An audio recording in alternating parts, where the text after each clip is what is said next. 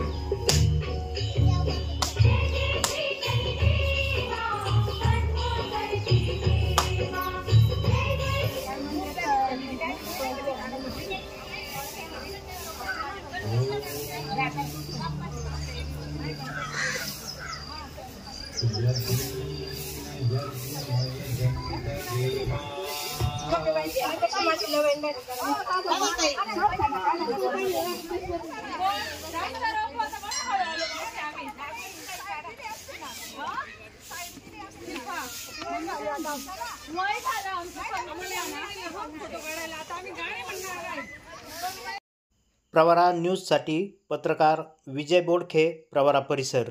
अशा नवनवीन घडामोडी जाणून घेण्यासाठी प्रवरा न्यूज चॅनलला सबस्क्राईब करा।